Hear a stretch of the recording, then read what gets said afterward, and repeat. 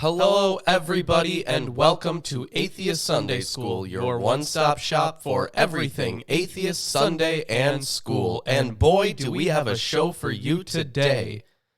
Nice. Good job. Nice. Okay, so any announcements right off the bat? Well, we have to do the 100-point show, first of all. Okay. Yeah. Which I have pulled up here. In 334, Athanasius was deposed of his see at which council? The Ecumenical Council. It wasn't. Okay, so Rabbinical. Jesus Christ, you guys. Ecumenical just means universal. Yeah. And it wasn't even an ecumenical council. Damn it, that was my trick answer. But okay. I said rabbinical. I know you Ruben did. is here. Yeah. Okay, then. The answer is the Council of Tyre. ooh, I thought it was Tyr. I don't even know, man. I've heard it both ways. Okay. See, I should have been wearing that shirt. The psych shirt that says I've heard it both ways. But doesn't that have green on it? It does have green on it. That's unfortunate because Yeah. it's a pineapple. Yeah. And, you know, Okay. top of the Pineapples have green pineapple on is them. Yeah. So, in Plato's dialogue, Euthyphro, of which I'm sure you've read. I know the dilemma. Okay, you know the dilemma. Euthyphro meets Socrates at court. Socrates obviously is going on trial for the apology. Euthyphro is bringing someone else to court. Who is Euthyphro accusing in court? Is it his brother? No. Damn. Chris? I have no clue whatsoever, but thank you for asking. It's his father. His father. Yes. All right. He brings his father to court, and Socrates is like, are you sure the gods are okay with that? And then they get into the Euthyphro. Gotcha. See, I knew it was another person. Yeah. All right. Well, that's the 100-point show. Yep, that's the I could 100-point ask show. one. Oh, you Why could. not? Come on, give it a sec. It was a quick one otherwise. All right. Come at me, bro. Sure. Tell me the largest in solar masses black hole currently discovered. 52 solar masses. Jesus No. Christ, no. The largest. I'm gonna say. You know, Landon's not here. I know. It's not 100 points, so I'm not Landon. I'm not stealing his gig. I'm gonna say 50 billion solar masses. Wow, that's just a bit too much. Damn. It's okay. You're 30 billion off. Ah. Ruben was closer by that standard. Yep, I was closer than you. You get a point, Ruben. Excellent. Yeah, it's 20 billion. Wow. Wow. That's a 20 big billion. black hole. It sure is. Yes. I mean, A at least BBH. that's the one we know. I think we discovered at least in terms of gravitational wave mass, so we're certain on it. Or Okay. more certain on it, I should say. All I right. don't know. Well, Anyways, yeah. Let's talk about some stuff. Some announcements. announcements. I'm still working on getting my hard drive with all my stuff back. Yes. We did see a comment from a viewer offering to Yes. help. And, viewer, if you see this, I guess Or hear we'll this. contact you in some I mean, way. I'll reply to the comment or something. Yeah, but... Email us. Yeah, email us at milwaukeeatheists@gmail.com. Pretty And straightforward. we will take you up on that offer. All right.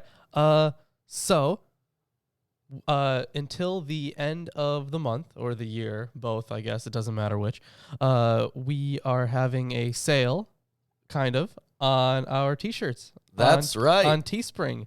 You can get 20% off if you use the promo code BEHOLD in all caps. Yes. Yes. You will get 20% off your order from our store. Yeah. Yeah. And while you're there, you can check out the new Behold t-shirt. Yes, the new BEHOLD T-shirt. I like it. Yeah, it's beautiful. In fact, if you're getting 20% off, you might as well buy 20 shirts. You might as well. There's really no reason not to. Yeah, there's no guarantee you'll ever get another 20% off. It's a good deal. Some more announcements. The Council of Constantinople video is coming up. I'm still working on it. Also, Sherm Journal. Yes. Make sure you guys go to shermjournal.org. They're fantastic. It's a free online historical paper. All, Bible-related stuff, ancient Near Eastern stuff. It's fantastic. Stuff you would like. Yeah, definitely stuff you would like if you like us for whatever I reason. haven't had this image up in a while, so I put it up. All There right. you go. Thanks. Yeah. Anyways, and the last thing we're going to do before we get into the show is we are going to spin the wheel. It's a new month, so we are giving away a t-shirt, because if you are a $10 patron or more, you get entered into a t-shirt giveaway every month. At the beginning of the month, we give them away on the show. So I guess all we have to say is, Chris, why don't you Spin that wheel. Spinning. It's spinning. It's spinning. There it goes. Tell us who it lands on. Or I'll do you one better. Tyler. Tyler. Yes, Tyler, you win the shirt. Yes. Why don't we send Tyler out a Behold t-shirt? Probably. Yeah. Congratulations. You get the best one. Yeah, you get the best, The absolute best. newest one, the best one. Thank you, Ragbash Dabbler, for thank your you. $6.66 donation. He says, getting in before you guys get started so I don't interrupt you.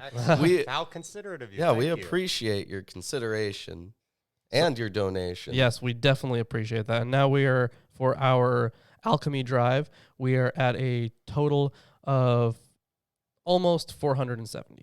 Almost 470. Yes. Once we get that up to $666, we are going to try and transmute something into something else. Probably try and make gold. Yeah, because that's what you do when you try alchemy. You try to make gold. Yeah. Because apparently gold is, valuable. I've heard once from somewhere. It wasn't my background with a jeweler or anything. No, not at all. Yeah, not that at all. Well, let's get started. I have the King James Version of the Bible. I have the English Standard Version of the Bible. We also have the Robert Alter version and commentary on the Hebrew Bible. Yes, it's fantastic. We also have the Holy Scriptures, according to some Jews, the New King James Version. And Eerdman's commentary Yes, on the Eerdman's Bible. commentary. And the NIV Old Testament Survey. NIB. NIB. Yes. Yes, they got that Old Testament survey. We also have the Oxford Companion to the Bible. We have we have some other books on here that we're not gonna really need for this show. But we do have 2 books on Psalms. Yes, and then another one that's very helpful. So the 2 books on Psalms. There's On the Book of Psalms from Nahum I Sarno. want to hold that one up. Lawrence doesn't like that one. I do not like this but one. it does have some good info. It has some good stuff in it. But yeah, I'm not a fan of Sarna. We also have Psalms Old and New from Ben Witherington III. And How are you we give going to more. be referencing the Dead Sea Scrolls today? We are not. Okay, but for future reference, we also have the Dead Sea Scrolls. Yeah. Translation. Yes, and we also have The Origins of Biblical Monotheism by Mark S. Smith. This book is fantastic. It's really dry, but it is really good. A lot of great stuff in here. Without further ado, why don't I get us into Psalm 15? This is a short one. It's a Psalm of David. Not Yes. guaranteed to actually be David, but Right. it's a Psalm of David. It's a Psalm of David. Yep. Lord, who shall abide in thy tabernacle? Who shall dwell in thy holy hill? He that walketh uprightly and worketh righteousness and speaketh the truth in his heart. We should probably talk a little bit about verse 1. Okay. So We have a reference to the tabernacle, which was constructed in Exodus, yes, and that was a unfortunate. slog to get through. Yeah. We I also think that was the thing that killed my ability to read the Bible. I mean, yeah, Other the than building fact of the that tabernacle. I didn't want to do it. It was the knops. There were too many of them. It was all of it, really. Yeah, but the lists were just, it's enough. and the colors on the banners. Ugh. And Yeah, how there you was so intertwine much. them and where they go and It, how it long was they it was are. it was Yeah. 6 chapters of building the tabernacle. That was horrible. And it's gone now. Yeah. What's the point? We So- also have a reference to the Holy Hill. Yes, which is obviously Sinai. Yes. So there's some interesting stuff about this specific psalm. So if you just let me read this off here. So this, according to Erdman's, is a wisdom psalm. What does that mean? It contains wisdom literature. You know, Okay. kind of like the stuff we read in Job. Okay. Yeah, it's like more of the philosophy. Does think. it have kind of Philosophy. does it have like a thing to push other than an agenda? I mean, does it have a Well, moral story? I mean, conclusion? the entire arc? Bible is, in a sense, propaganda pushing, at least Sure, but from that's one not what way I or was- the I other. was trying to Right. I was trying to refrain from saying I that. mean, any kind of moral story is propaganda because propaganda definitively is something that tries to push a narrative. Yeah. Sure, but but I'm saying that a positive moral, all right? I don't Mm. even want to say good because that's like defined weirdly in this book. Well, if there's a moral to this, we'll get to it. we'll get to it. Yeah. Okay, excellent. But yeah, let's talk about verse 1 a little bit here. So the whole, reference to, talking about the tent and the holy mountain. Erdman says this verse should not necessarily be associated with a real cultic situation or with an entrance liturgy in which a pilgrim puts a question to the priest. Rather, it is a metaphorical way of asking who may dare to enter into the presence of the Lord. The main part of the psalm is used to answer this question. So, I mean, yeah, we pretty much get that feeling from reading it. So, That it's supposed to be like, rhetorical. so on the holy hill, would you consider that to be a reference to a high place? No. No. What differentiates? It's not just like a place that's high. Mhm. It's a place that may or may not be high, usually is, that has like cultic statues Mhm. on it, or I think they're called Like no, idols. kind of like idols, but usually they're like holy rocks and something like that. Like the stacks of stones. Yeah, and stuff like that. Okay. Yeah. What um, about caves like an oracle lived in or something? That's a different thing. Right. That wouldn't be considered a high I don't think place? they had those. They didn't. Well, Muhammad was doing that. No, I Yeah. mean like during the time of this authorship, I don't think they had those in Israel. Well, I'm just saying. I'm sure they've had people who live in caves that happen Maybe, to have but sulfur in it. I have no idea. Enjoy sulfur. Like we have side people who effects. live in caves today, so Crazy, huh? yeah. Yeah, Well- and Mark S. Smith actually notes that the whole tent stuff is reminiscent of the tent of El in the Canaanite pantheon, What is the tent of El? the holy abode, like in the same vein that the presence of God resides in the tabernacle, the tent of meeting. You kind of have the same thing with the tent of El. So it's a direct correlation. I mean, that's probably just how they understood deities and temples in general. Mhm. But I mean, yeah, you could Like, probably call it that. is there evidence of a tent of Baal or a tent of Asherah? I have no idea. Well, if there isn't, then I would say it's a pretty direct correlation. Well, I don't think Asher would have the same things. I think didn't she have? She has poles. Yeah, she very has poles. minimalist traditions like clearings in But wood. Well, the thing is, But it's hard. there's- It's hard yeah. to tell though. There's other gods too. I got you. Well, why don't I continue? Yeah. He that walketh uprightly and worketh righteousness and speaketh the truth in his heart. This second verse is a response to the first. Right. He that backbiteth not with his tongue, nor doeth evil to his neighbor, nor taketh up a reproach against his neighbor. So, Yeah. So all three of these phrases have to do with the proper relationship of the righteous with his or her neighbor.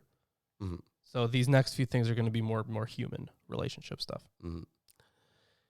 In whose eyes a vile person is contemned, but he honoreth them that fear the Lord. He that sweareth to his own hurt and changeth not. So, the person who is able or who should abide in God's tabernacle is one that hates vile people. Yeah, and we kind of got that feeling from our last reading too. Oh, kinda, yeah, kinda. That's a very different moral than a lot of, the way that this kind of religion is interpreted now, where it's like people outside of your said religion are not seeking your God, thus they are vile, and you should hate them. Which isn't something that I think you see in Maybe many. it's more like hate the sin, not the sinner. Yeah, I mean that's how it's interpreted now, but in this psalm, it very directly states that you should have contempt for these vile people. Sure. He that putteth not out his money to usury, nor taketh reward against the innocent, he that doeth these things shall never be moved. So yeah, we can talk about a few things here. There's actually a lot to talk about. Right. The usury thing, are they identifying the innocent with the Abrahamic lineage? Because in the laws that are set up previously with usury, you specifically aren't allowed to screw over other Jewish people. Right, exactly, actually. So they are talking about that. In fact, I gotta sneeze. I think it says like that at that weird point. You know. Well, do it into your No, elbow. I know. Don't do it into the mic. I'm not gonna do that. Okay, Yeah, do but it in that direction I too. will. Yeah, Okay. I will. Don't worry Okay. about it. Once I have to. Anyways, so yeah, the whole thing about usury. Of course, a more modern translation would be "do not lend money at interest," and "do not take a bribe." So this verse does not mean that the principle of lending money at interest is wrong, but in the light of the Israelite laws on interest, when we can cross-reference Deuteronomy 23:11-20, it is a pronouncement against exploitation of fellow citizens. It conveys the idea that honesty should govern a person's conduct in the economic sphere. And then the second part of that, well, I guess the third part of that technically, like the very conclusion where they'll never be moved. So literally, it actually means shall never stumble, and this is mostly to be understood in the way like you won't, if you're in the light of the Lord, you won't fall away from that, even if bad things happen to you. And in fact, you will never stumble is the translation found in altars. All right. Well, I think the will never stumble is better. Yeah, it makes way more sense. Yeah. And in fact, there are a lot of resemblances. Like this psalm shares a lot of similarities to Psalm 24, 3-6, and Isaiah 33, 14-15. It's virtual. Oh, and here's on the dating of the psalm.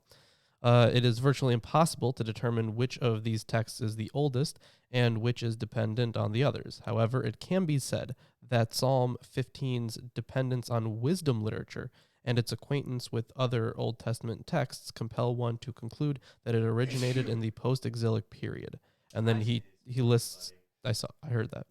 And then Erdman's lists a whole bunch of stuff that is in an influence on this psalm, including Exodus and other Torah stuff, and then Ezekiel and Isaiah, very early parts of those books. So yeah, this one would be later.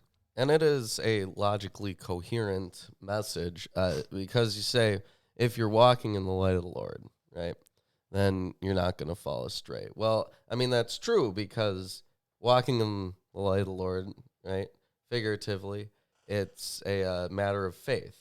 So as long as you remain faithful, you're not going to be unfaithful. Right. But as long as, once you cease being faithful, then you're unfaithful, right? Right, So, yeah. Makes perfect sense. Right. It's logically coherent, I guess. Yeah, I guess. If A, then not A, not B, or whatever. Not A. Wow. You said He's that getting so there. many times your brain just gave up on it. Yeah. Fuck logic. Anyway, that's the end of Psalm 15. Yeah, it was Alright. very, very short psalm.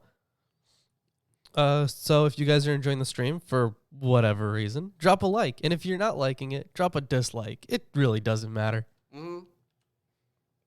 Nihilism. But if you really, really, really, really like us, you can check out our Amazon wish list. Yes, the Amazon wish list. It contains more commentaries on things so that we can reference more stuff. Yeah, and be more confused with all these books in our vicinity. So why don't you hand over those books to me? And you Okay, can, I will. And there is a good amount of stuff to cover on the translation of like one of the very first words here. Okay. Oh no, the first word is hard to translate. Kind of the first word. I don't know if it in Hebrew if it's the first word, but we'll see. Okay. Anyways. Let's do it to it. All right. Psalm 16. A miktam of David. Ooh, so Exactly. Alter says David Miktam. What sort of composition is indicated by this term remains uncertain. The Septuagint translators thought it was an inscription incised in stone. And I think Erdman's actually has a lot about that. I have a whole section like blocked out for that. Psalm 16 shares the title Miktam with 5 other psalms, namely Psalms 56 through 60. The meaning of Miktam is obscure. There are many suggestions as to how it should be translated.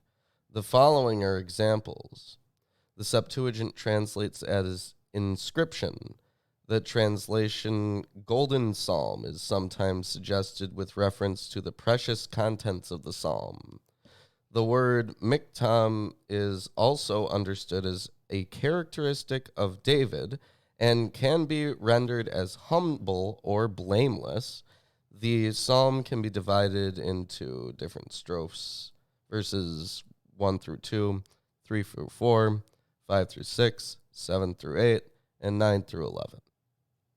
Sure. And then, yeah, keep your eye on all this stuff. I'm looking. Okay, good. Because I underlined and blocked off a lot of stuff.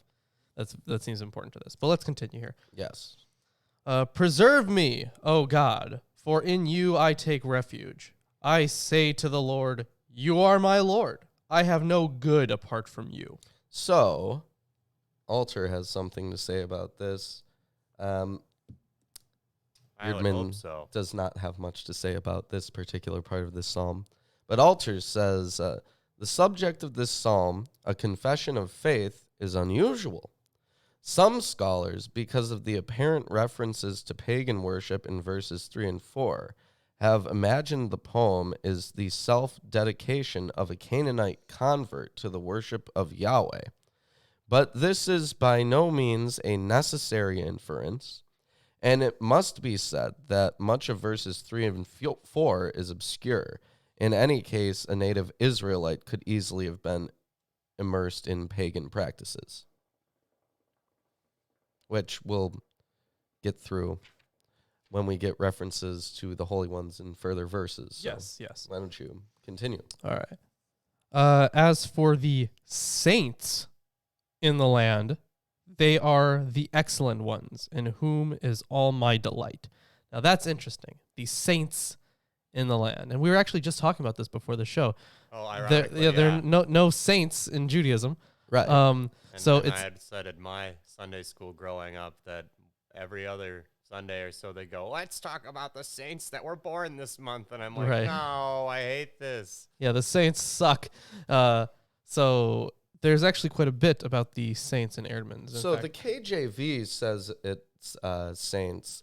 Alter translates it as holy ones, and Yes. Erdman also uses holy ones. holy yeah. ones. He says in here, the word for holy ones, if seen as an ironic expression, is sometimes translated as pagan deities. In other words, it is given exactly the opposite meaning as in, for example, the NRSV. I have, however, opted for the translation holy ones. Seen in this light, the strophe spells out the consequences of the petitioner's relationship with the Lord. The fact that he acknowledges the Lord as his God also has an influence on his relationship with other people. This is the main point emphasized in this strophe. On the other hand, the psalmist associates himself with the holy ones in the land and states that his delight is in them. On the other hand, he dissociates himself from those who worship other gods. His loyalty to the Lord prevents him from participating in any of their religious practices, such as worshiping false gods. It is important to draw attention to the contrast between this strophe and the previous one. In this strophe, the psalmist refuses to utter the name of the pagan gods, while in the first strophe, he praises the name of God, the current, Abrahamic one. Yeah, so it's really interesting. They're trying to, people have been trying to figure out, like, are they talking about, like, is he part of this or is he not part of this? So it's just very interesting how there are problems in the interpretation of that specific verse. Yes, and on these verses, Alter says, any translation here is guesswork. These terms might refer to local deities, as many interpreters have supposed, or they might indicate Canaanite potentates who were idol worshippers. And in the latter part of verse 3, it says, and the mighty who were all my desire. It says, the were is an interpretive addition on the assumption that the speaker at a point in the past had attachments to paganism, but the phrase in context is enigmatic. Yeah, and actually, the ESV actually has a note here that actually expands on that last verse. Double, actually. Mm-hmm. Yeah. So as an alternate translation of verse 3, the ESV says, to the saints in the land, the excellent in whom is all my delight, I say. So, like, the preceding stuff will be the stuff that he is saying to them. Mm-hmm. But in their translation initially, it doesn't say that, but they say that's a possibility. So that's just more stuff on how confusing this is. I'm checking the Holy Scriptures because I would think that the Jewish Publication Society of America would not use the term saints. I agree. Yeah, that sounds really weird. You said it's circa 1913, but I think it's 17. Well, But either way, it's an old book. It should have something used. This is different. Excellent. It says, as for the holy that are in the earth, they are the excellent in whom is all my delight. So that can okay, so that's kind of close. It's close, but it does not reference saints. Right, yeah. It doesn't say saints, which is good, because saints would make no sense for this. It adheres more to the holy ones Exactly. model. Yeah. All right. Anyways, let's continue here. Yep. Verse 4. The sorrows of those who run after another god shall multiply. So Alter says about this that he has the first part is let their sorrows abound, and says Sure. the translation is conjectural. Sure. He then says about the second half of that verse, the translation assumes, he says, another did thy betroth. They, not thy. The translation assumes with the other interpreters that another refers to another god, and that the verb maharu means to espouse or betroth. But neither reading is certain. And then there's a little bit about the next part being about distancing themselves from pagan rites. Sure, yeah. Their drink offerings of blood I will not pour out, or take their names on my lips. So this is where he's like so against talking about the names of other gods. Right, and interestingly, there are a lot of references earlier on in the laws to not consuming blood. Yeah. Oh, definitely. That in the Bible, tons of stuff about Yeah. how bad it is. It's to it's eat unclean. that, and you have to pour the blood out. And Yeah.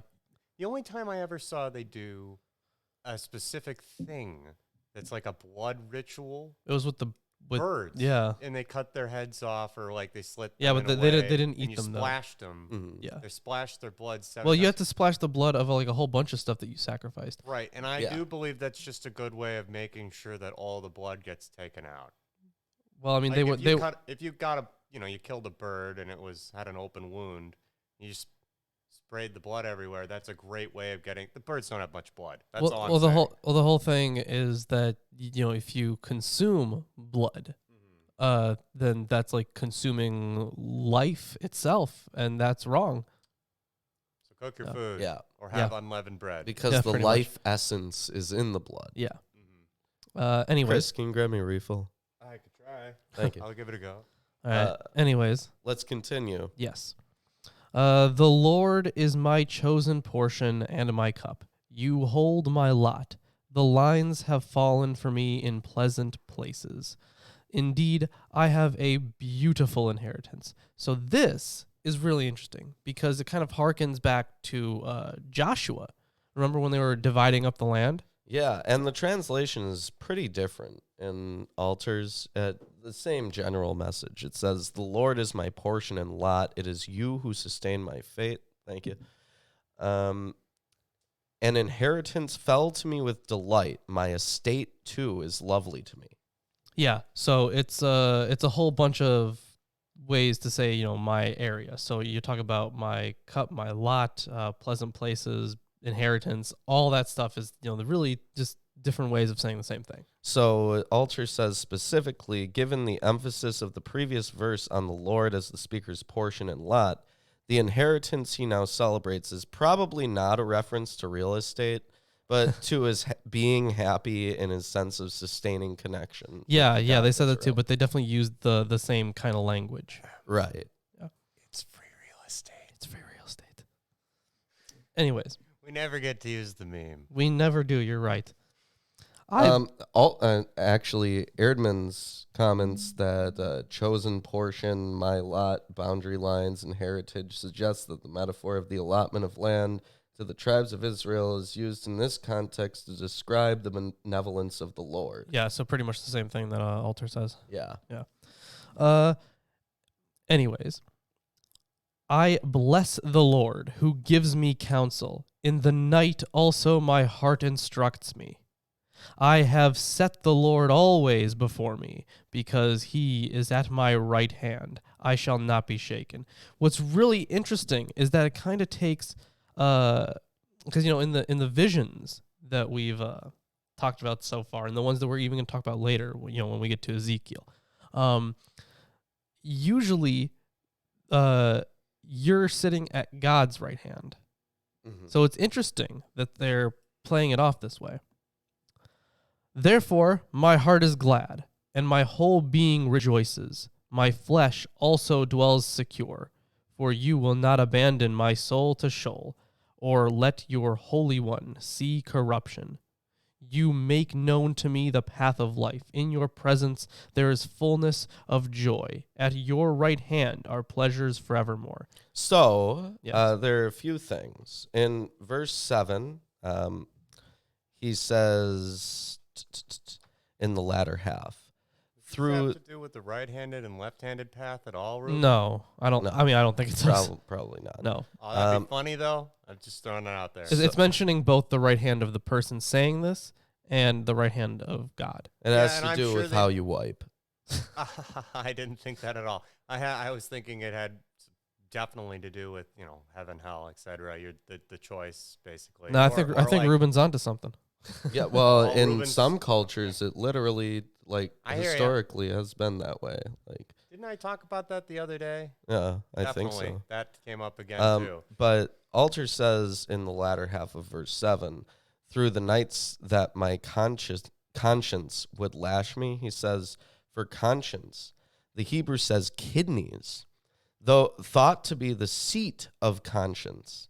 It is not clear how people of the ancient Near East arrived at the ascription of sundry functions to the various internal organs. Yeah, I mean, it's probably the same way that they understood hearts in general, because they would feel stuff in their chest and be like, the heart is where all the thinking is. Yeah, but the kidneys? Yeah, that one's a weird one. That mushy thing on the top, and the inside, that big thing. That doesn't do anything. What does it do? No. Pull that out of the nose and throw it out. Yep. But and in verse 9 he says, so my heart rejoices and my pulse beats with joy.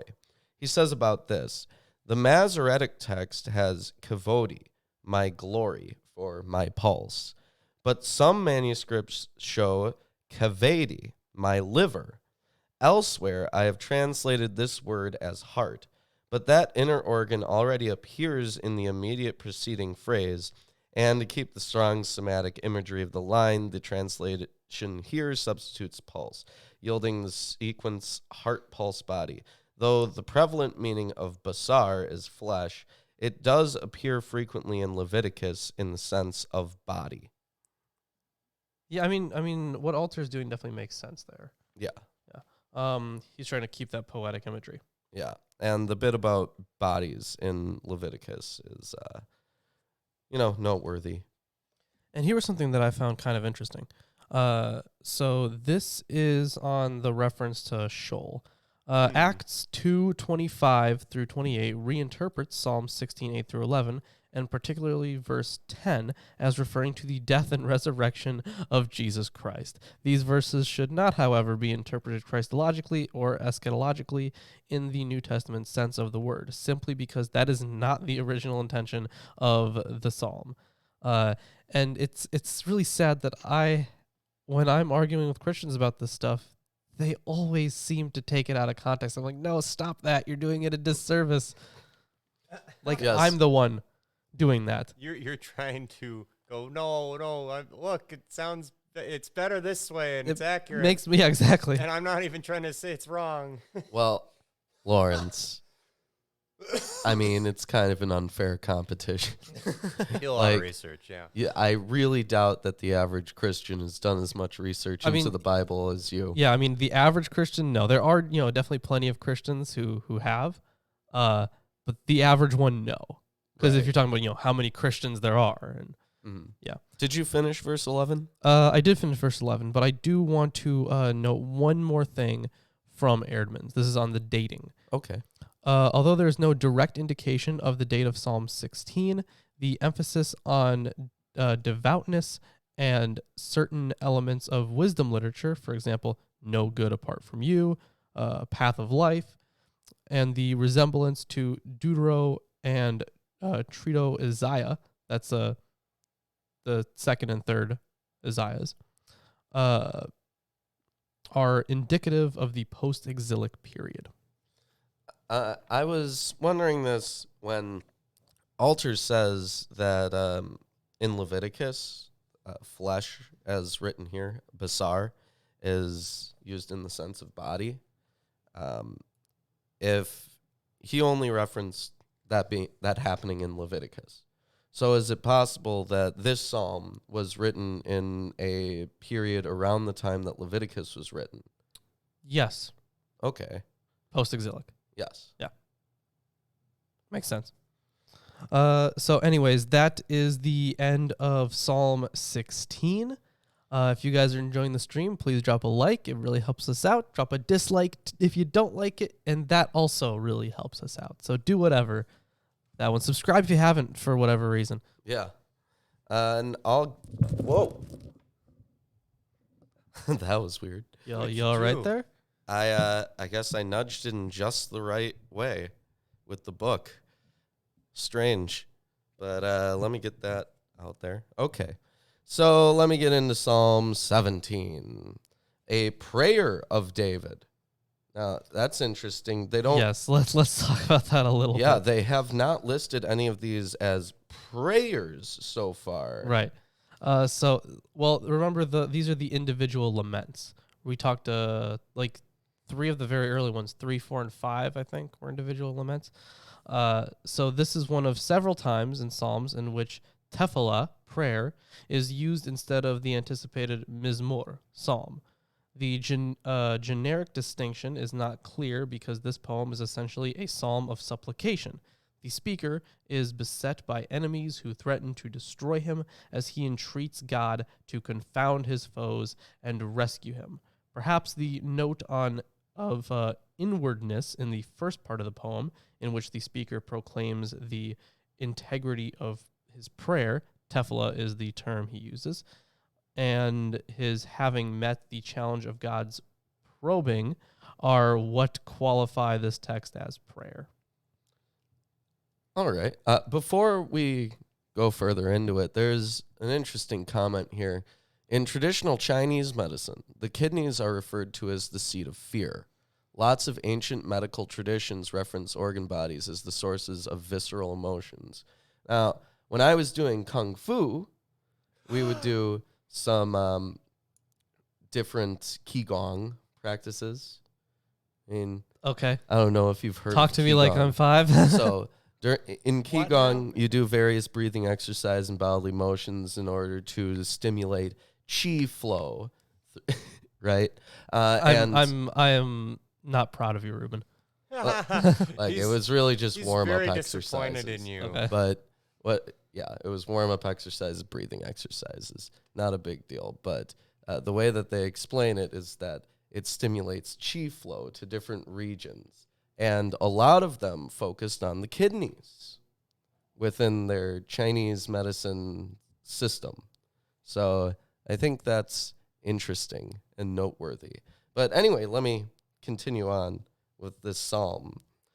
Hear the right, O Lord, attend unto my cry. Give ear unto my prayer, that goeth not out of feigned lips. Let my sentence come forth from thy presence. Let thine eyes behold Behold. the things that are equal. Thou hast proved mine heart. Thou hast visited me in the night. Thou hast tried me and shalt find nothing.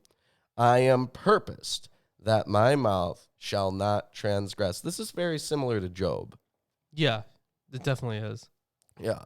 So, I mean, the whole narrative that, like, I've done nothing wrong, and if God judges me, God will find that I've done nothing wrong is a pretty direct parallel to Job. Sure.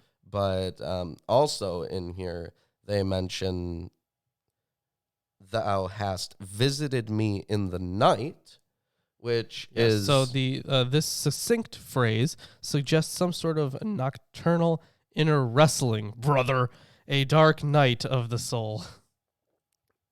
Well, I would think it also would reference the dream stuff, where Elihu said that God speaks to people through their dreams. That's true. Also, Jacob, Yes. when he's sleeping, he And wrestles then with an angel. Joseph and And his... Joseph, Yeah. yeah. So that may be a reference to that. Concerning the works of men, by the word of thy lips I have kept me from the paths of the destroyer. So he's not, following their practices. Mm-hmm. And the word destroyer here, is that translated consistently? That's verse 4. Mm-hmm. With regard to the works of man, by the word of your lips, I have avoided the ways of the violent. Okay. So Did it? Yeah, I did it, finally. you get a general idea. It's not like a reference to an entity. Right. Well, it's a reference to the whole people's probably. Right. Yeah. Hold up my goings in thy paths, that my footsteps slip not. Slip not. I Nice. was just Nice. thinking that. I have called upon thee, for thou wilt hear me, O God. Incline thine ear unto me, and hear my speech. So I find it strange that this verse occurs this late into the Right. prayer. You'd expect it to be a little bit earlier, yeah. Yeah, because you would figure initially you would say, God, listen to me. And he actually does, right at the beginning, say, hear the right, O Lord, attend unto my cry. Yeah. Yeah, but But- God forgot and has a really bad attention span. I guess. Show thy marvelous loving kindness, O thou that savest by thy right hand them which put their trust in thee from those that rise up against them. Keep me as the apple of the eye. Very nice. The apple of my eye. Hide me under the shadow of thy wings. God has wings now. Metaphorically Well, yeah. Metaphorical wings. or angelic. Who cares? Who knows? From the wicked that oppress me, from my deadly enemies who compass me about, they are enclosed in their own fat. With their mouths they speak proudly. Is this a reference to Saul? I don't think so. No. If it is a prayer of David. No, I don't. Hold on. I also don't think so. Because what I remember from David's story was that a lot of the military actions that he would undergo were in combating Saul, who was pursuing him. So, Which specific verse? verse 10, 9 and 10. And when David's being hunted in the biblical story, he's being hunted by Saul. The only instance that I would think of where he's compassed about by people who are pursuing him is with Saul. Well, I And he mean, killed he's tens been of he's been thousands in of people. he's been in a whole bunch of wars and stuff. Right. But We're the being stuff flanked that from all sides. the stuff I'm that we used get to it. the most details about is like running away from Saul, basically. I think. I'm sure he was flanked many a time, Ruben. Well, like Actually, yeah. Actually, continue here a bit. because okay, I'll 'Cause continue. there's a little bit more. Maybe they'll add some Yes. context. Okay. They have now compassed us in our steps. They have set their eyes bowing down to the earth, like a lion that is greedy of his prey, and as it were a young lion lurking in secret places. So, like the lion imagery, I mean, in a modern context, we associate that with kings, right? Lions, kings. Sure. But I'm not sure if that would be what he's aiming at because I don't think it's what he is because like lions, surround their prey and they all, like Mhm. attack as one kind of thing. Yes. Or not. They do both. Yeah, there's nothing about. I mean, Alter doesn't know anything about Saul, and Because under a certain interpretation, this could be seen as a direct insult, right? sure. Like they're fat and they're proud and Well, the thing about so their fat has covered their heart. Heart, if it is indeed the intended object, is only implied. The heart is the seat of understanding and feeling. Fat over the heart, presumably a token of the offensive prosperity of the wicked, insulates it from perception and feeling. So they're That's all it says on that. sociopaths. Yeah. Okay. like how Saul attacked Jonathan. Sure, why not? Well, anyway, let's keep going. Arise, O Lord, disappoint him, cast him down, deliver my soul from the wicked, which is thy sword. From men which are thy hand, O Lord, from men of the world, which have their portion in this life, and whose belly thou fillest with thy hid treasure. They are full of children, and leave the rest of their substance to their babes. As for me, I will behold Behold! Behold. thy face in righteousness.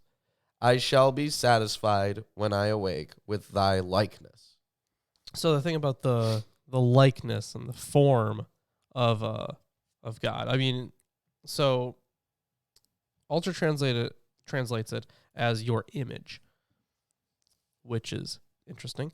Let's see. The speaker has just invoked full bellies and sated sons, but now at the end, it is God's image, not in a dream vision, but in complete wakefulness. That sates him. The sensual concreteness of this concluding clause is so striking that it led Judah HaLevi, a great medieval Hebrew poet, to adopt it for a homoerotic poem in which the speaker awakes and sees his beloved friend's face by his side. That's interesting. Thanks, Alter. Yeah. So Smith actually has some stuff on this, Okay.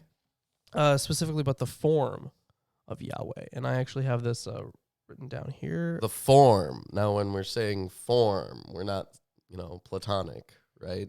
Well, it's a literal form. Like a shape. Yes. Okay. Yeah, so sign here, initial there, and thanks for filling out the form. Yeah, that one especially. So this is in a section, just for a little context, labeled From Canaanite Myth to Biblical Monotheism. So after he talks about quite a lot of stuff, he goes on to say that the second stage of the development occurred from the 8th to 6th centuries. Earlier works, such as the Yahwist show, in the words of H. Bloom, uninhibited anthropomorphism, but later works further mute anthropomorphism. Two brief examples may illustrate the point. First, Yahweh had no form, according to Deuteronomy 4:12 and 15. The language of divine form is found explicitly in Psalm 17:15, and it has been traced to the use of the divine form in the story of Baal's battle against Yam. So I thought that was interesting. What else I think is interesting here is there's arguably a little Moses reference here. As for me, I will behold thy face in righteousness. I shall be satisfied when I awake with thy likeness, which would imply face-to-face communications. Right, yeah. Right. Which, if we're attributing this to David and he's saying, I will, then it's ostensibly a prophecy that he makes of himself.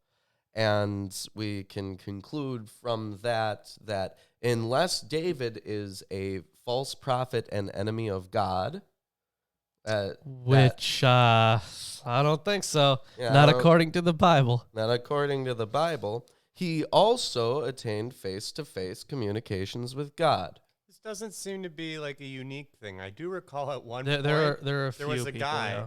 who said, I don't remember which guy, who was told by God that he could see his face. You could look at God's face, and that was like a unique thing, and you're the only one who will get to do it. Well, that Anyone was else who doesn't. Moses. That was Moses. Mhm. Okay. Yeah. It was either Moses or some other very important figure in the Bible. That's Right. why I didn't There's wanna- also in the book of Enoch, which we're covering in our Friday Apocryphal podcast. Right. Yes, we are. And also that little bit in Daniel that we referenced in the first episode Sure, on yep. the book of Enoch. Yeah. It's all apocalyptic literature, so it's Mhm. So we have a real big conflict with that because either you are supposed to be destroyed or something bad happens to you if you look, and he doesn't give permission to these other people, which apparently was necessary for Moses. Mhm. I don't understand. So God's a finicky guy. We'll do what you will. God works in mysterious ways. That's correct. Speaking of mysterious ways, I hear a I mysterious also sound. hear a mysterious sound. Very. This is going through the headphones Where- this time. Chris, you have that whole soundboard there. You don't have to. I like making the whoosh noise. Okay. Well, Behold, I am your Lord and Savior, Jesus Christ, and I want to let all you heathens and sinners know that I support this wonderful episode of Atheist Sunday School. Lawrence and Reuben try their very best to bring you the true glory of the Bible, and they need your help. They have provided links to their Patreon page and other social media just for you. Once again, my name is Jesus Christ, and this is Milwaukee Atheists. The Lord is with them. God bless. wow. Thank you, Jesus. Jesus Christ, that was great. Thank you. We really appreciate that, as always. At a certain point, when we reach a certain number of subscribers, We ought to get another one of those. and Jesus Switch 'em up. is broadcast to all these people, he may be considered Jesus Christ superstar. That's true. That's That's his real true. name. He's a great guy. Apparently. Yeah, we hope. Yeah, really, Christ is a middle name. Anyways, so this is this is like the third longest psalm in Psalms. Great. Yeah, Oh, yeah. yeah. Psalm 18. Oh my. So I'm going to pay attention to some of these things. Well, while you're doing that, why don't you hand me this stuff so that you can look at that horrendously large amount of text in your own book. I will. But yeah, pay attention to all those things because there's so much to talk about. All right. So, Psalm 18. To the choir master, a psalm of David, the servant of the Lord, who addressed the words of this song to the Lord on the day when the Lord rescued him from the hand of all his enemies and from the hand of Saul. So this is more specific on that. Right. And before we get into it, Eerdman has something to say about the psalm in its entirety. Eerdman says, the first important fact to be noted in respect to Psalm 18 is that it has a parallel in 2 Samuel 22. Yep. Except for minor differences, these two texts are virtually the same. It is, however, extremely difficult, if not impossible, to determine the exact relationship between Psalm 18 and 2 Samuel 22. It is not certain which is the older or authentic text. The fact is that each text has a unique function and meaning within its present context. Each text must therefore be treated according to its own merits. Consequently, this guy gives attention only to Psalm 18 and not to 2 Samuel 22 in this discussion. Right, yeah. Okay. All right. So here's how this starts off. I love you, O Lord, my strength. The Lord is my rock and my fortress and my deliverer, my God, my rock in whom I take refuge, my shield and the horn of my salvation, my stronghold. I have a few things to add in here. Do you? Well, first, he's going to call upon the Lord who is worthy to be praised, and I am saved from my enemies. There you go. Okay. So on that little introductory bit. There's actually a lot here. You might actually need this book too. Okay.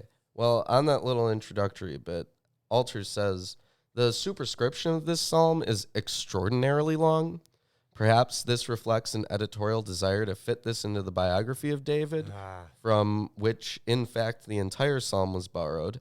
It is essentially the same poem that appeared in 2 Samuel 22, and then it basically states what Eerdman said about this. On verse 2, it says, this clause lacks a parallel verset to make it a line of poetry when he says, I am impassioned of you, Lord, my strength. It is absent from the text in 2 Samuel. The verb for impassioned, raham, in the call conjugation, is an Aramaic usage that only appears here in the Bible. That's interesting. Yep. So this book, Witherington's Psalms Old and New, contains the Septuagint version as well, as a parallel to the Masoretic text.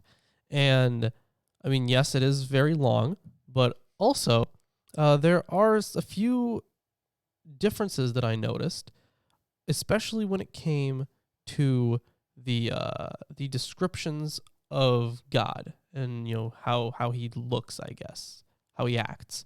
Mm-hmm. It's really played down in the Septuagint.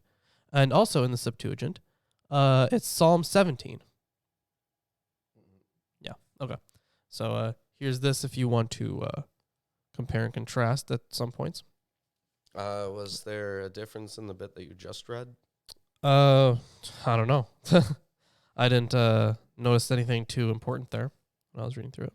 Well, right off the bat, I see in the Septuagint, instead of saying, I love you, Lord, my strength, it says, I will love you, O Lord, my strength. Okay, well, yeah. Anyways, also notice the immense amount of war imagery so far. Yes. Yeah. The cords of death encompassed me. The torrents of destruction assailed me. The cords. Oh, that's in the Septuagint. It says, pangs of death encompassed me, and wadis of lawlessness alarmed me. Okay. Wadis? Yeah. Wadis. And I'm sure that's still a word. I just wonder what Valley. that means. It's like a valley. It's a valley. Yeah. Wow. Okay. The cords of Sheol entangled me. The snares of death confronted me. In my distress, I called upon the Lord. To my God, I cried for help. For his temple, he heard my voice, and my cry to him reached his ears. So there is a couple things here, and I'm going to pull up Erdman's Yes. because I had a whole bunch of stuff noted. So first of all, yeah, this is like super long, right? And I'm sure it had like a ridiculous redactional process too. Yes. So the stuff about my rock, my deliverer, my stronghold, all that stuff. These metaphors are mainly derived from the military sphere and from a country abounding in caves and cliffs. They all convey the idea of safety, protection, and deliverance, and are a summary of everything that is mentioned about the Lord in the remainder of the psalm. And then there's some stuff I pulled up about the specific poetry, but you will see that they start and end the same way, and when they are transitioning from one part to another, they start and end the same way. All right. I'd like to also point out that in the Septuagint, they use Hades instead of Sheol. Yes, that would make sense because Septuagint is the Greek. Yeah. Yes. Anyways. But for those who are following along at home. Yeah. Then the earth reeled and rocked. The foundations also of the mountains trembled and quaked because he was angry. Smoke went up from his nostrils, and devouring fire from his mouth. Glowing coals flamed forth from him. He bowed the heavens and came down.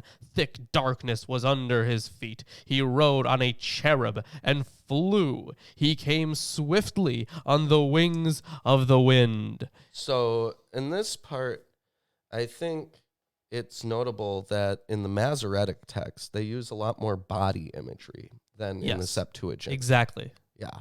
Here, like, it says nostrils and mouth. In the Septuagint, it says smoke went up in his wrath and fire flamed from before him. Yes, very different. Yes. And Alter has a little bit here.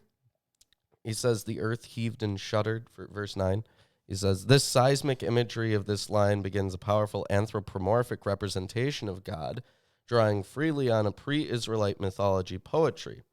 The heaving of the earth functions as a kind of preliminary artillery barrage before God's direct assault on the speaker's enemies. And he says about the bit on the nostrils and the mouth and stuff. God himself is imagined as a kind of erupting volcano. Uh-oh. In an Chris intense... One would be so mad. Chris One would be so... We should send this to Chris One. You can go ahead. Yeah. One. He'd be like, in an intensifying narrative sequence through this triadic line, first we see the smoke from the nostrils, then flames from the mouth, and God is altogether so incandescent that everything around him ignites. Volcano imagery in the Bible about God. Right there. Here it is. Okay.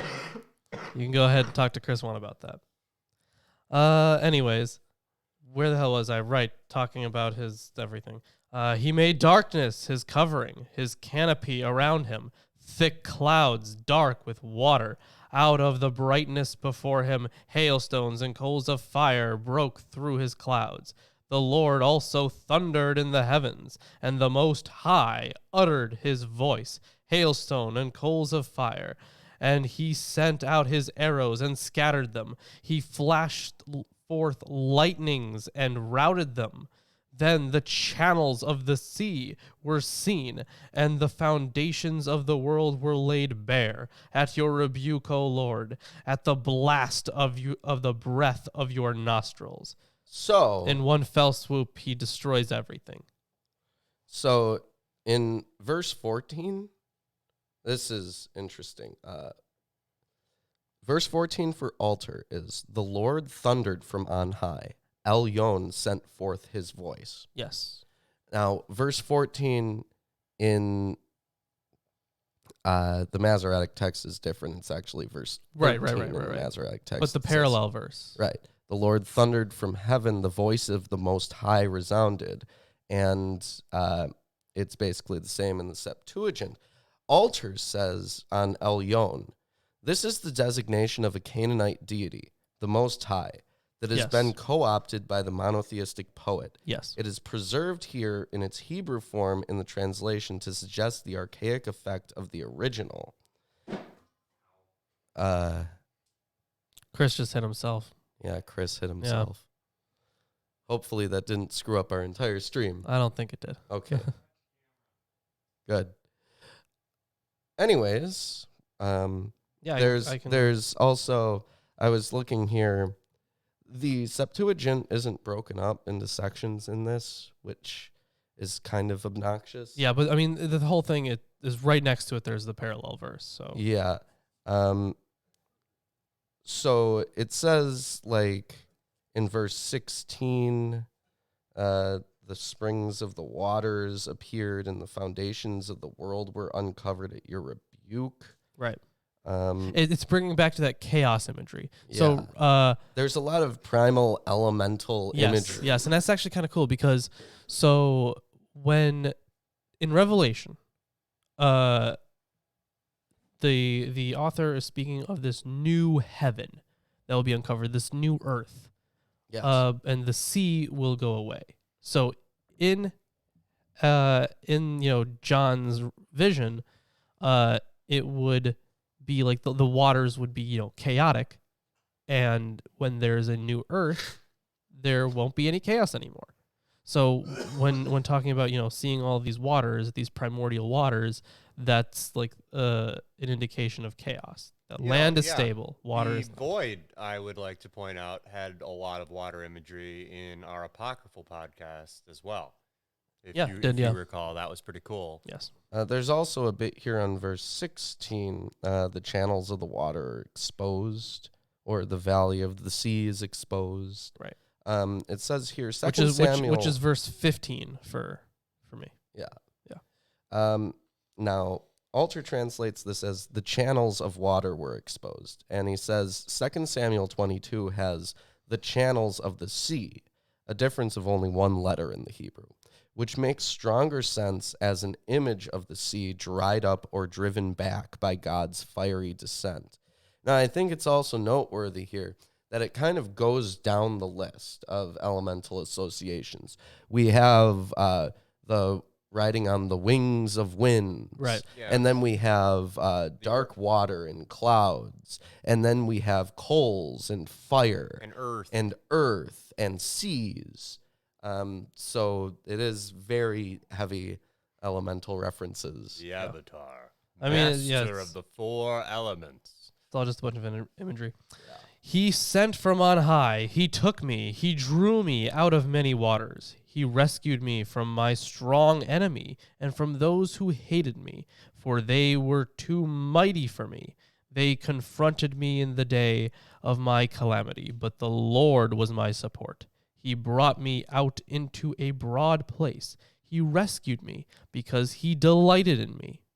The Lord dealt with me according to my righteousness. According to the cleanness of my hands, he rewarded me. So, noteworthy here is that, at least in this, the Septuagint is in future tense, as the Masoretic text uses a past tense. Sure. So the Masoretic text is like, he rescued me, he delighted in me.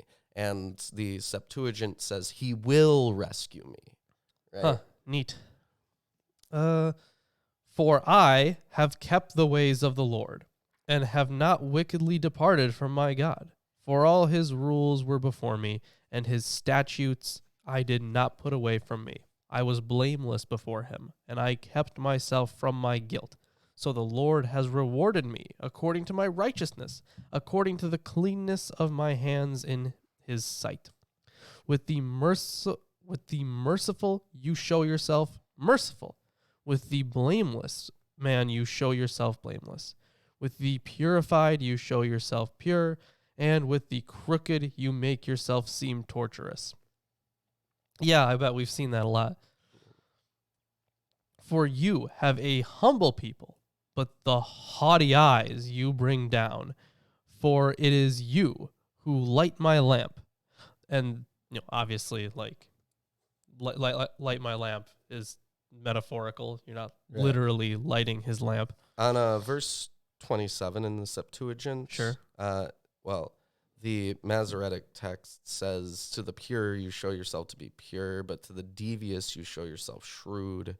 The Septuagint says, with the select you will be select, and with the crooked you will pervert.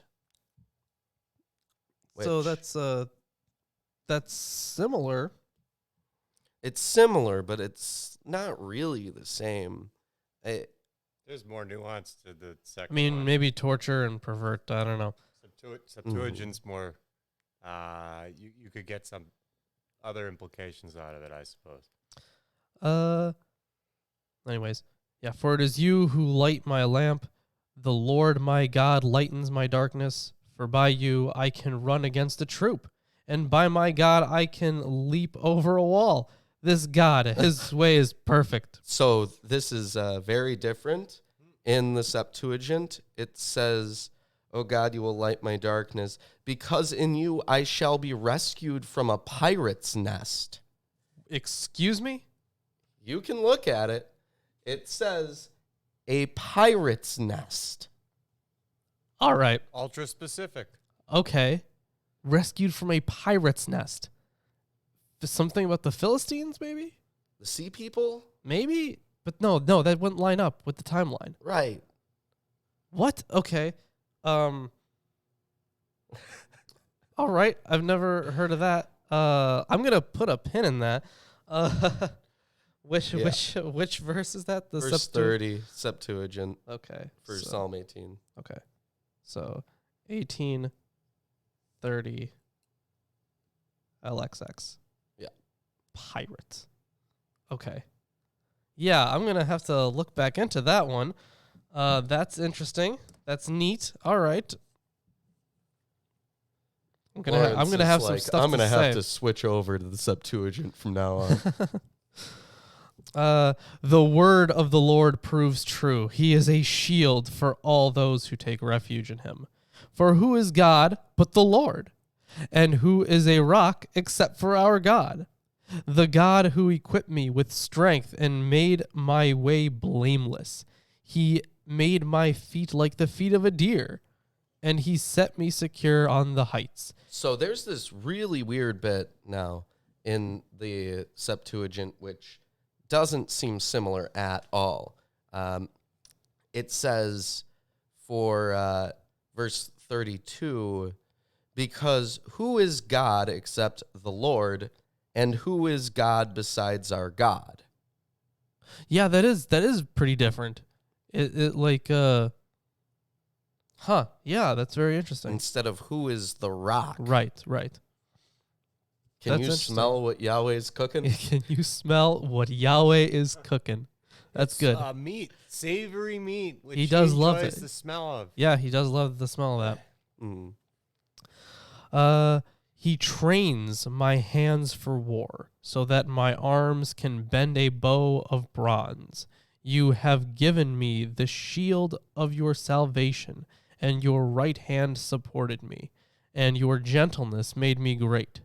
You gave a wide place for my steps under me, and my feet did not slip. I pursued my enemies and overtook them. I did not turn back till they were consumed. I thrust them through so that they were not able to rise. He killed them. Yes. Uh, There's a bit here on verse 36 in the Altar version. He says in verse 36, you gave me your shield of rescue, your right hand did sustain me, and your battle cry made me many. It says here, the version here has anwatka, your humility, which does not make evident sense. The text in 2 Samuel has anatka. One of the meanings of anat is crying out. The consonantal text is the same in both readings. The likely sense is that the warrior's use of a battle cry, probably incorporating the name Yahweh, terrified the enemy and made his own force seem many, even if it had been outnumbered.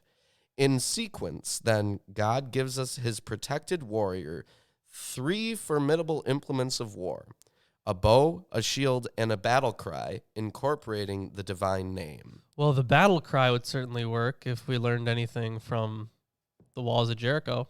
Yes. It's got to be. The big dragon wow. shout would work. Yes. And in the Septuagint, they say, your instructions set me straight completely, rather than anything about a battle cry or anything else. It's like the tactics. Don't forget to flank them. Yeah. Anyways, where the hell was I? Oh yeah, he stabbed them. Yeah. They killed him. Yeah, they fell under my feet. For you equipped me with strength for battle. You made those who rise against me sink under me. You made my enemies turn their backs to me, and those who hated me I destroyed. They cried for help, but there was none to save. They cried to the Lord, but he did not answer them. So to their Lord? Or, interesting, okay. Or just to a Lord? It says the Lord in No, both Septuagint no, and Masoretic texts. I get as opposed to their false gods or whatever. No, I get that. Mm. But, like, why would they cry to this Lord? I don't know. I don't know. I beat them fine as dust before the wind. I cast them out like the mire of the streets. So when it says dust in the wind, some... Is that all we are? In the wind. Yeah. Some manuscripts read, as does 2 Samuel 22, like dust of the earth. Okay. Where the hell was I? Damn, Lawrence, before the wind. in like a minute. Yeah, this is a very long psalm. I got that. It's the longest You were one. at dust in the wind. Yes, I see that now. You delivered me from strife with the people. You made me the head of the nations. People whom I had not known served me. As soon as they heard of me, they obeyed me. Foreigners came cringing to me. Foreigners lost heart and came trembling out of their fortresses. The Lord lives, and blessed be my rock, and exalted be the God of my salvation, the God who gave me vengeance and subdued peoples under me, who delivered me from my enemies. Yes, you exalted me above those who rose against me. You rescued me from the man of violence. Hold on. There's a bit here in the Septuagint which is very different than in the Masoretic text. In verse 45, it says, "At the ear's hearing it obeyed me. Sons of strangers lied to me." Verse 46 says, "Sons of strangers grew old and limped from their paths." And in the Masoretic text, it says, "Foreigners cower before me. As soon as they hear of me, they obey me. They all lose heart. They come trembling from their strongholds."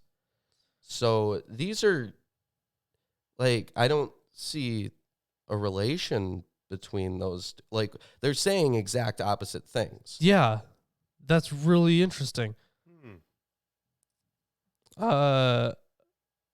Yeah, can you read the Septuagint one more time? Yes, verse 44 through 45, through 46. "You will rescue me from disputes with people. Mm-hmm. You will appoint me as the head of nations. A people whom I did not know was subject to me. At the ear's hearing it obeyed me. Sons of strangers lied to me. Sons of strangers grew old and limped from their paths." Yeah, that is so very different. Huh. Wow. Nothing about fortresses. Yeah, okay. Yeah, that's really different. Anyways. So Alter says aliens cringed before. Oh, and just to answer some of the people in the chat, our website is currently down. It's not that you're having a connection issue. It's just down right now. Hooray, forever. No, we want to get that back up. Oh, we do? Yes. Yeah, Oh, Chris just okay. has He's- mystical thinking. Yeah, he's just being kind of lazy. Yeah, I guess. So Alter says the meaning of the Hebrew here is somewhat conjectural. For verse 46, he says aliens did wither, filed out from their forts. He says both the verb and noun are in doubt, so the translation is an educated guess. The verb HGR could mean to come out or slip out, and the noun suggests something like enclosure. Fair enough. The Lord lives. Wait, actually, I just read that one. Okay, so yeah, the thing about this one is that the three verses I just read previously. The thing about those is that they play off of so much of the imagery we already saw.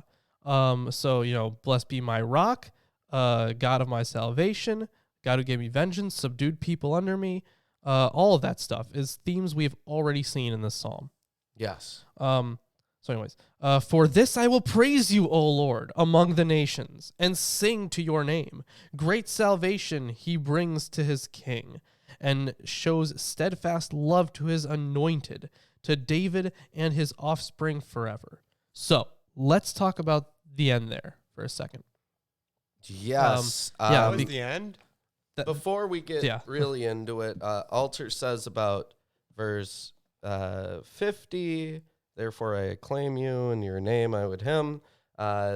Having completed the account of the glorious victory that God has granted him, the speaker now moves to a formal conclusion in keeping with the convention of his thanksgiving psalm, announcing here that he has celebrated God's greatness. And for verse 51, he says, making great the rescues of his king. It says, making great the rescues of his king, keeping faith with his anointed, for David and his seed forever. Alter says, the version in 2 Samuel. Yeah, remember the dynastic promise? Yes, Yeah. has How many Tower times? of Rescue instead of Magdil Yeshuot here. The image of a tower is more striking, and it picks up the fortress metaphors of the beginning of the poem. Is not found here. Right. Is found in the version in 2 Samuel 22. Right. So this last portion here, the last verse, 1850, which can be ascribed to a later editor, harks back to the title of the psalm by identifying his king and his anointed with David. It emphasizes that the Lord's steadfast love is not limited to David, but that it is also extended to all his descendants. In this sense, the psalm can be termed a messianic psalm. It is probably an allusion to 2 Samuel 7, in which promises are made to David, which, by the way, did not go very well, if you guys don't remember that.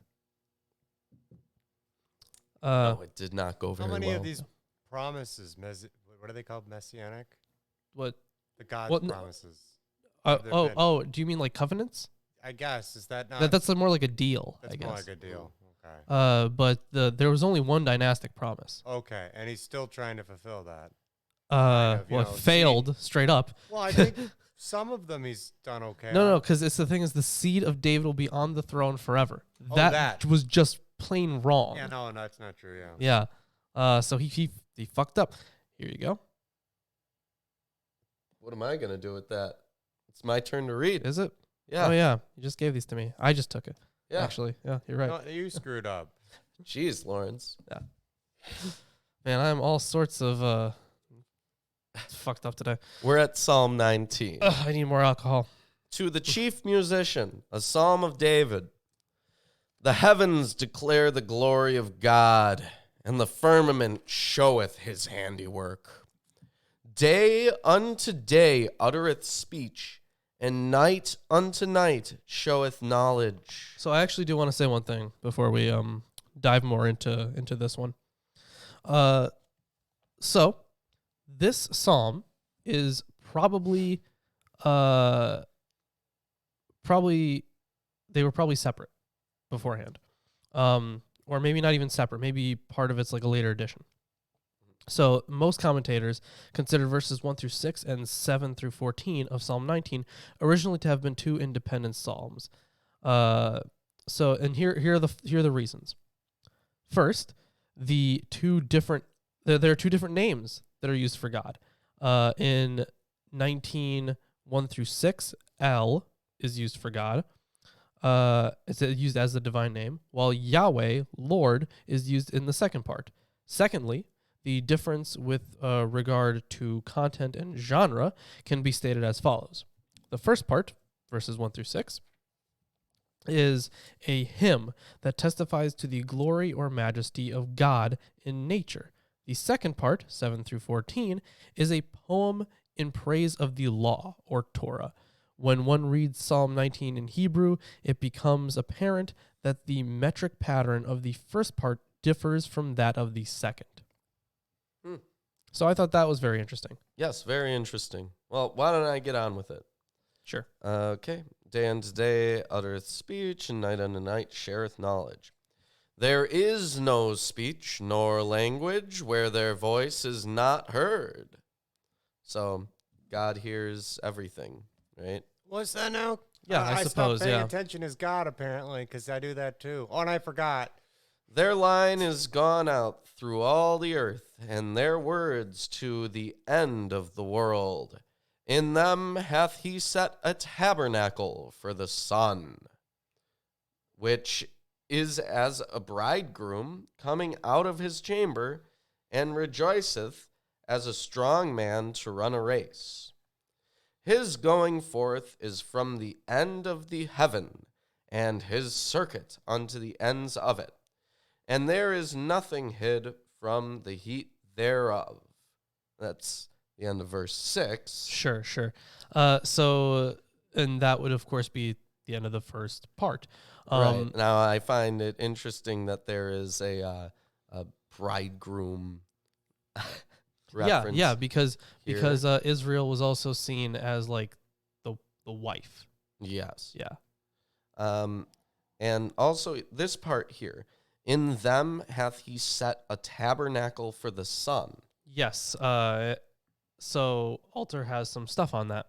Okay. The poet now proceeds to a grandly mythological image of the sun, residing in a celestial pavilion, emerging from it at dawn like a bridegroom from his wedding canopy, and then, in a switch of imagery, racing across the sky to the west like a warrior dashing across the battlefield. Some interpreters have viewed this section of the poem as a pagan hymn to a solar deity simply borrowed by the monotheistic poet from a poem written in Egypt by Judites or Samaritans influenced by Egyptian religion. It makes better sense to view it as a monotheistic adaptation of mythological imagery. Oh my God, this guy references Sarna. Pfft. I don't know if I You trust. reference Sarna. I know, but not something I agree with him on.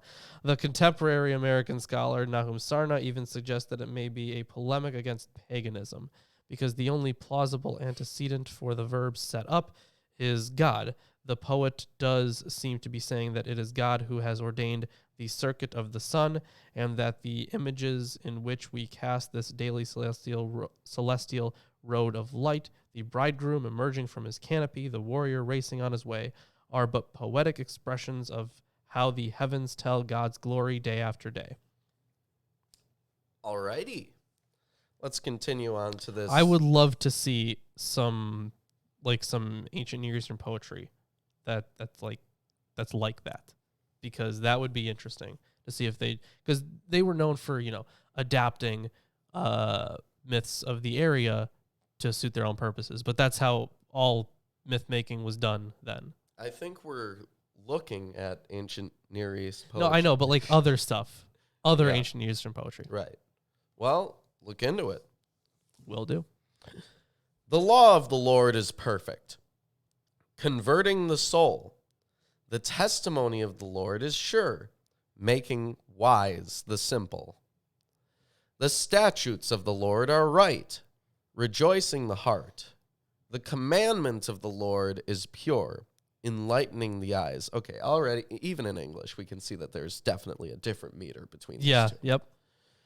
The fear of the Lord is clean, enduring forever. The judgments of the Lord are true and righteous altogether. More to be desired are they than gold, yea, than much fine gold, sweeter also than honey and the honeycomb.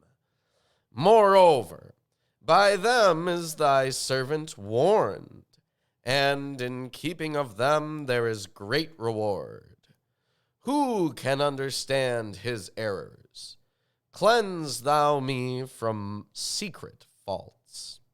Keep back thy servant also from presumptuous sins. Let them not have dominion over me. Then shall I be upright, and I shall be innocent from the great transgression. Let the words of my mouth and the meditation of my heart be acceptable in thy sight, O Lord, my strength and my Redeemer. And that's the end of Psalm 19. That is the end of Psalm 19. I was interested in the unwitting sins, or in your translation it was something else. Presumptuous sins. Presumptuous sins. Yeah, I also have presumptuous sins, but Alter has unwitting sins. The speaker, having affirmed the supreme value of God's commandments, is impelled to confess that even with the best of intentions, an imperfect human can scarcely be sure of never having violated any of them. So he requests God's indulgence for any unwitting transgressions of the laws he holds dear. So, if you didn't know it was wrong, then, yeah. Is there anything else from Eerdmans that you want to add in at the end here? Just about the dating, really. Okay. Yeah. So despite the title of the psalm, a psalm of David, which should not be interpreted as an indication of authorship, there are no direct indications in the psalm of its date of origin or of its original cultic setting. The wisdom character of the psalm may, however, reflect an exilic or post-exilic date. Wonderful. Yep, and that's all she wrote. Well, I think that's all we're going to do for today. Yeah, I think it is. Two beholds. Two beholds. Two beholds, I Two guess. beholds. Almost Yep. forgot. I think Sweet. I did forget last week. It was three. Three beholds last week. Yeah, Okay. so please enjoy that. Yeah. So let's say some stuff, shall we? Yeah, let's for the do end of our the little show? wrap up. If Yeah. you enjoyed this show and our other shows, consider supporting us on Patreon. Yes, because once we hit $200 a month on Patreon, we will be starting our God sitcom, and we're going to call it The High Place. And I think it's going to be really good. We got a really good story You written want to out. do another hour? Oh man. No, I'm good. And if you sign up for our Patreon, you get access to all of our scripts. Yes.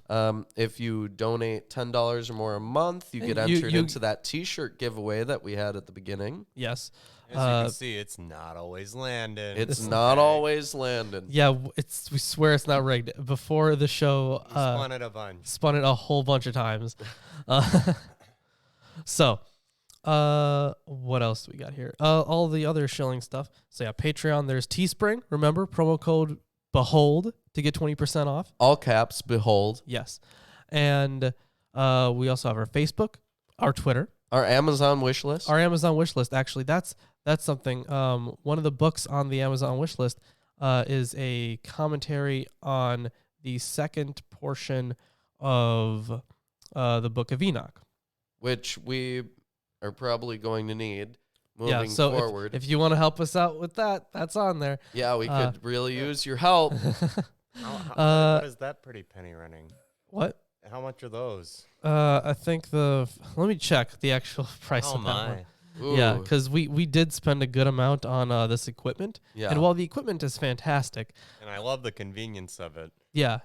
While all that is great, it does mean that The Amazon link is not in the hold on, description. Scroll down in the description, Chris. I'm almost 100% sure it is.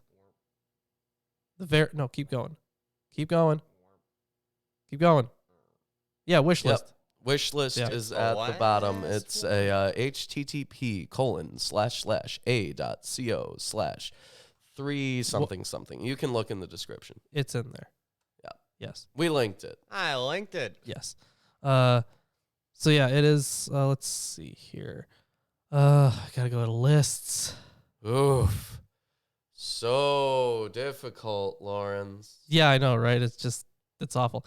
So that book is running $82. Yeah, if you want to get us an $82 book, Yeah. we would very much appreciate it. Anyways, and aside from that, we did the wish list and Facebook, Twitter, Patreon, High Place, our Teespring. Teespring. Yeah, I think that's That it. sounds good. Yeah, Yep. Mugs, hoodies, done. all that stuff's in there. All right, great. With all that being said, we will see you next Sunday. Thanks for watching.